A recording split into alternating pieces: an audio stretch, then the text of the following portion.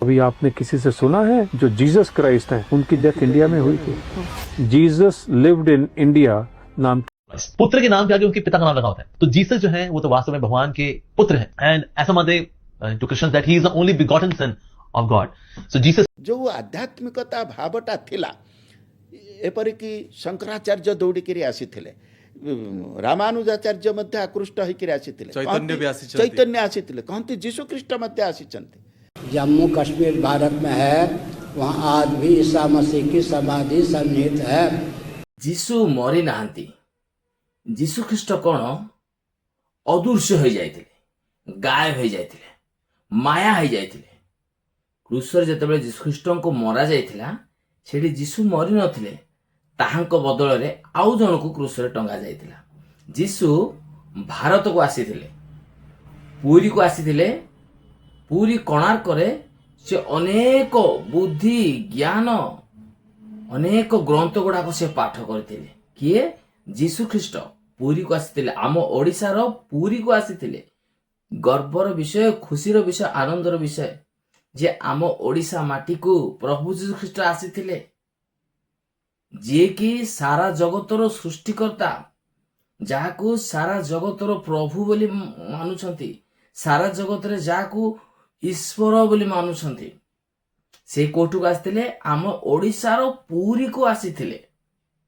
से काश्मीर मध्य जाइथिले, से बनारस जाइथिले, से तीर्थ जाइथिले, से केरल जाइथिले, तमिलनाडु जाइथिले।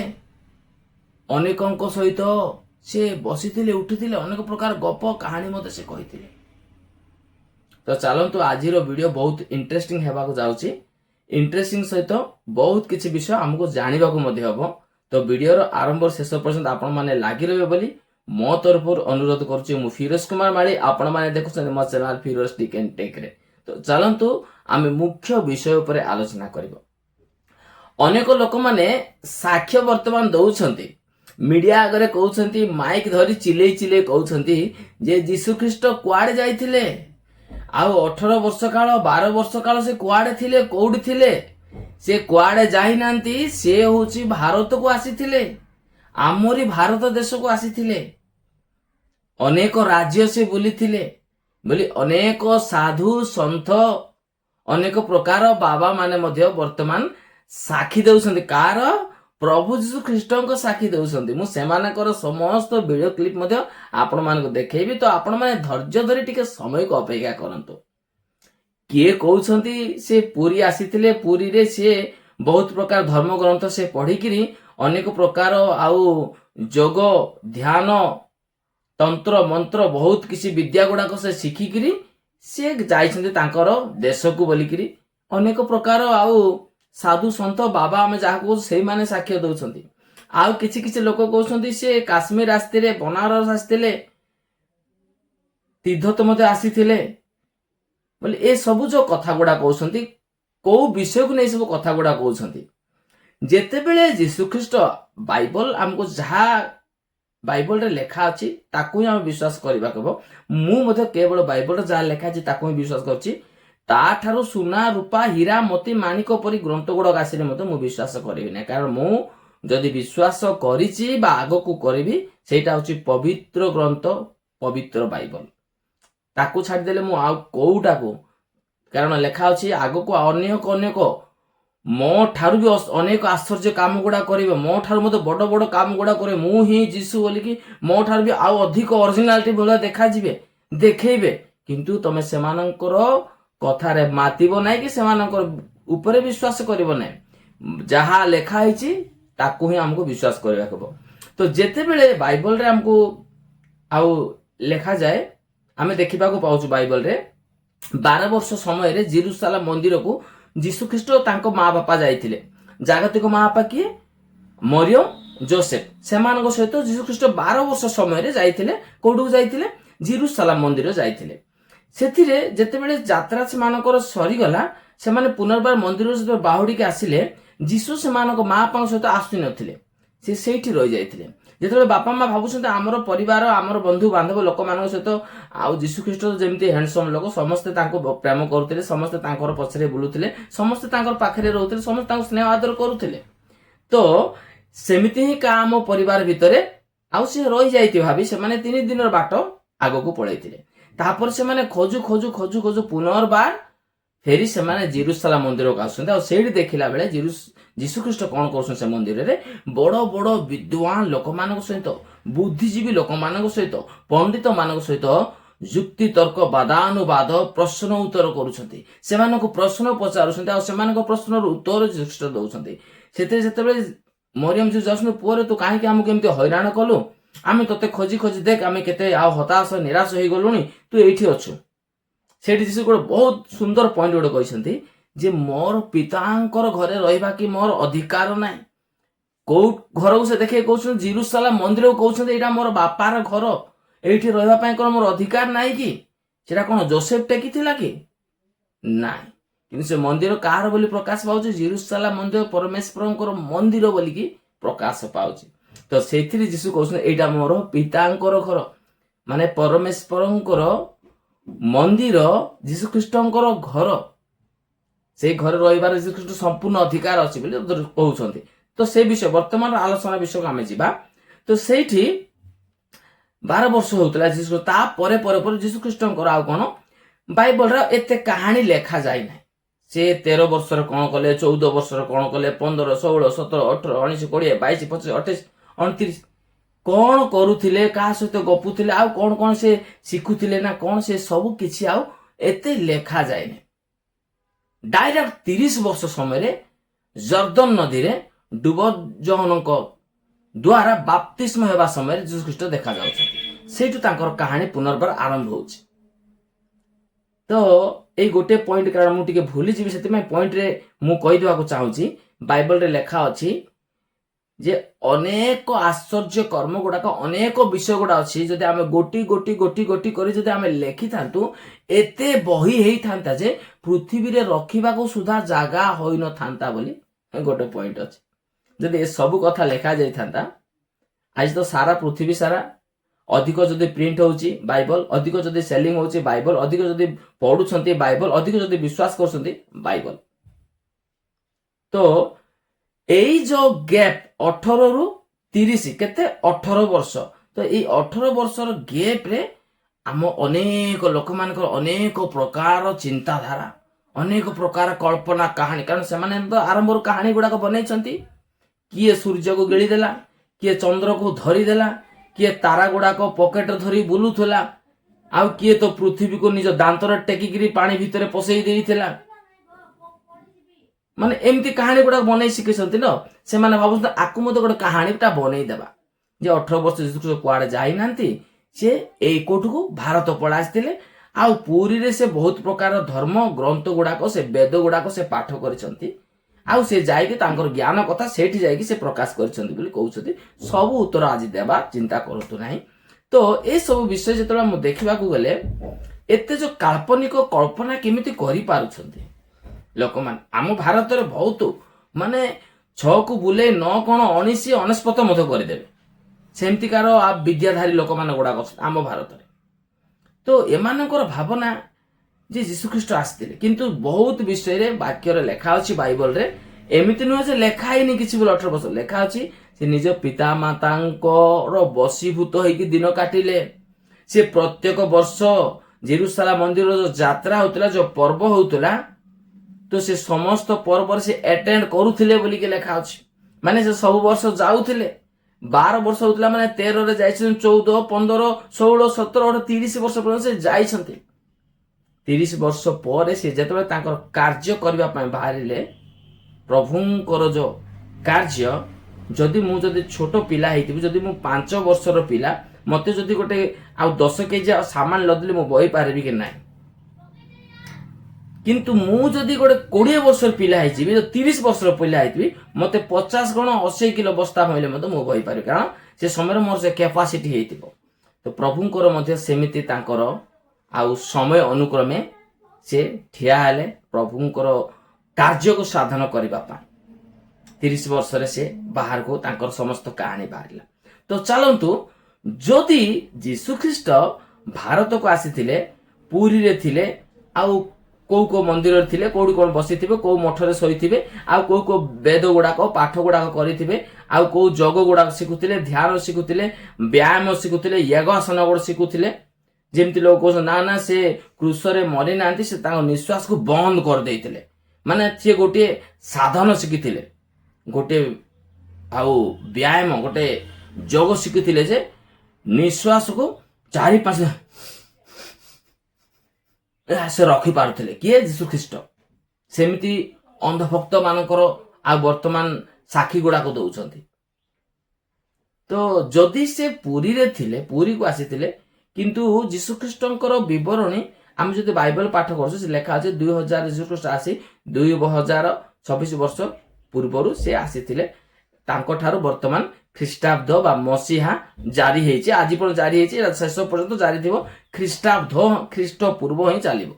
ତାକୁ କେହି କାହାର ବାପାର ବାପା ଆଉ କାଟି ପାରିବେନି। କେଡେ ବଡ ରଜା କଣ, କେଡେ ବଡ ଦେବତା ରାକ୍ଷସ ଆଉ କେତେ କେତେ ଆଉ ଦେବା ଦେବୀ ଗୁଡା ଆସିଲେ ମଧ୍ୟ ଖ୍ରୀଷ୍ଟାବ୍ଦ ଖ୍ରୀଷ୍ଟ ପୂର୍ବ ସେଇ ମସିହାରେ ହିଁ ଦିନ ଅଛି, ଆଉ ଦିନ କାଟିବେ, ସେ ମସିହାରେ ହିଁ ଶେଷ ହବ।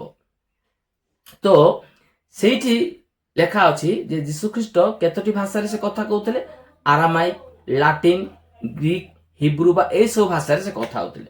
ସେ କଥା ହେଇପାରିଥାନ୍ତେ ପୁଣି ଆଉ ସାନ୍ତାଳୀ ଭାଷା, ମୁଣ୍ଡା ଭାଷା, ସୌରା ଭାଷା, କନ୍ଧ ଭାଷା, ଓଡ଼ିଆ ଭାଷା, ନହେଲେ ପଞ୍ଜାବୀ ଭାଷା, ତିବ୍ବତିଆନ ଭାଷା, ହିନ୍ଦୀ ଭାଷା, ସଂସ୍କୃତ ଭାଷା, ଏମିତି ଭାଷା ଗୁଡାକ ସେ କହିଥାନ୍ତେ ପୁଣି ନା। ଯଦି ଭାରତ ଆସିଥାନ୍ତେ, ଯଦି ସେ ଗ୍ରନ୍ଥ ଗୁଡାକ ବେଦ ଗୁଡାକ ପଢୁଥିଲେ, ମାନେ ସେ ଭାଷା ଲୋକ ଜାଣିଲେ, ଲେଖିଲା ପଢିବା ଜାଣିଲେ ତ ସେ ସବୁ ସେ ଆଉ ପଢିବେ।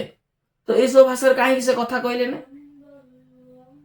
ଆଉ ଗୋଟେ ବିଷୟ ଯେ ପୁରୀ କେବେଠାରୁ, ପୁରୀ ଯୋଉ ରାଜ୍ୟ ଯୋଉ ସହର ବୋଲି ଆମେ ଯୋଉ କହୁଛୁ, ପୁରୀ ସହର କେବେଠାରୁ ବସିଲା?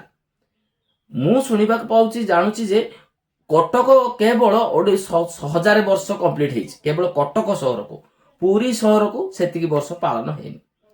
ତ ଆଉ ପୁରୀ ମନ୍ଦିର ଯୋଉଟା ଅନଙ୍ଗ ଭୀମ ଦେବ ସେଇଟା ସିଏ ମନ୍ଦିର ନିର୍ମାଣ କରିଛନ୍ତି।